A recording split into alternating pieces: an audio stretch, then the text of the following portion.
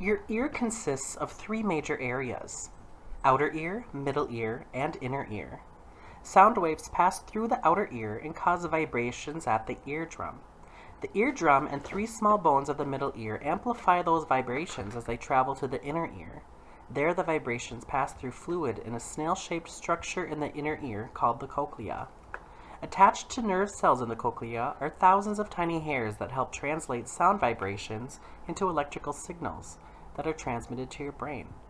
Your brain turns those signals into sound.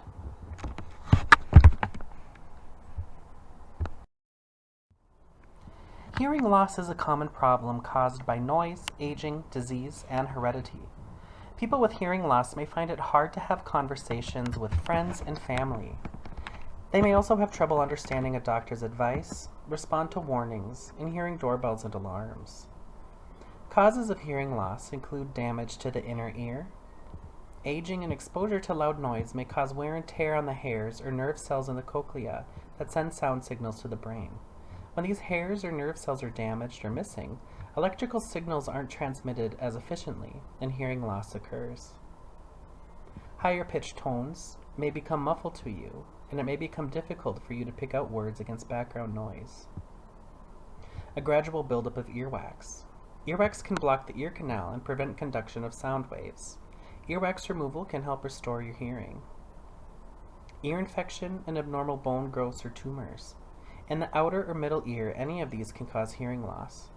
Ruptured eardrum, loud blasts of noise, sudden changes in pressure, poking your eardrum with an object, and infection can cause your eardrum to rupture and affect your hearing. Hearing aids assist a person in increasing their hearing capacity and come in many shapes and styles.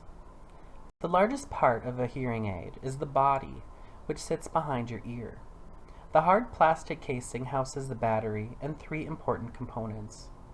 The microphone. The microphone picks up sounds and sends it to the amplifier. With today's technology, some hearing aid microphone processors are so sophisticated they can distinguish between speech and background noise, making it easier for the user to understand conversation in noisy environments. The amplifier. The amplifier converts sound into electric signal and sends it to a receiver. The power of the amplification varies depending on the severity of a user's hearing loss, a diagnosis that can only be made after receiving a thorough hearing evaluation by a hearing healthcare professional. And the power source. This is the battery that powers the device. Depending on which model you have, your batteries may be rechargeable or disposable. On the outside of your hearing aid, there is a button or a switch. Many hearing aids can often be programmed by a hearing care professional to do different functions, depending on your needs. It might switch your hearing aid between different programs or settings for different hearing environments, or it might increase or decrease the volume, or it might do both. A wire. A thin plastic-coated wire runs from the body of your hearing aid to the speaker, which is worn inside your ear. The wire transmits powers and signals to the speaker. After sound has been processed through a microphone and amplified to your specific hearing needs, the sound has to be delivered into your ear, and that's the job of the receiver, also known as the speaker. Once the speaker receives that electrical signal from the amplifier, it converts it back into acoustic energy, otherwise known as sound. The receiver or speaker is typically housed in either an ear dome or the ear mold, depending on the severity of hearing loss and lifestyle preferences. Hearing aids with a dome. Domes are not visible when they're worn properly in the ear. If you have mild to moderate hearing loss, such as often the case with age-related hearing loss, your hearing aid probably becomes fit with a dome instead of an ear mold. Domes are small bell or mushroom-shaped silicone pieces that attach to the end of a hearing aid tubing and fit deep in the ear canal. They come in different shapes and sizes to accommodate the unique twists and turns of each person's ear canal. A poorly fitting dome can mean sound escapes and creates feedback, so getting the right size dome is very important. Domes are easily cleaned by wiping with a soft cloth each night. They may become with earwax guards that need regular changing too. Inspect domes daily for signs and wear to make sure they are securely attached to the tubing. Domes are easy and inexpensive to replace if you experience problems.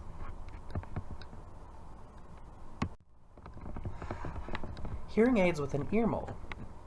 The ear mold sits inside the ear. These form-fitting plastic or acrylic components, they fit snugly inside the ear canal and the concha bowl, the outer ear closest to the ear canal. It provides an acoustic seal for the electronic sound your speaker is piping inside.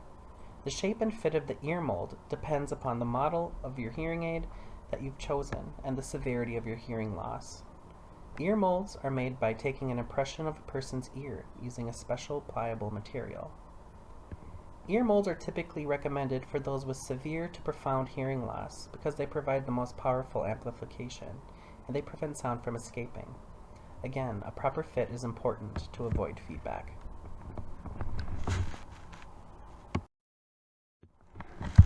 Hearing aids are fitted to the unique characteristics of each ear, which means that your left hearing aid is programmed differently from the right.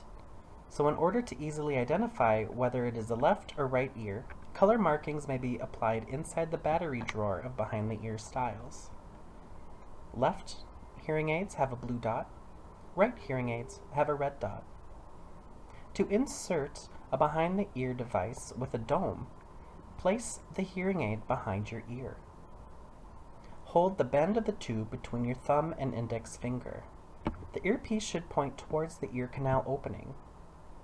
Gently push the earpiece into your ear canal until the thin tube sits close against the side of your head.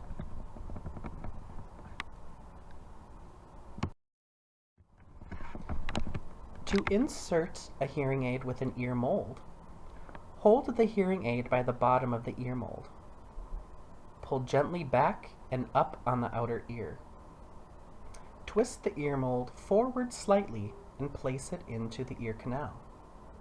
Push the ear mold in, rotate it backwards as you push it all the way into the ear.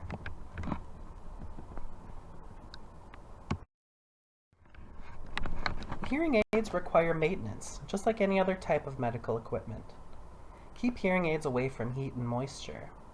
Replace any dead batteries immediately. Your hearing aid should be cleaned and checked by an audiologist at least every 4 to 6 months. This is in addition to you wiping hearing aids off every night before you put them in the case. You should also check and do thorough at-home cleanings every 1 to 2 weeks. Do not use hairspray or other hair products when you're wearing hearing aids.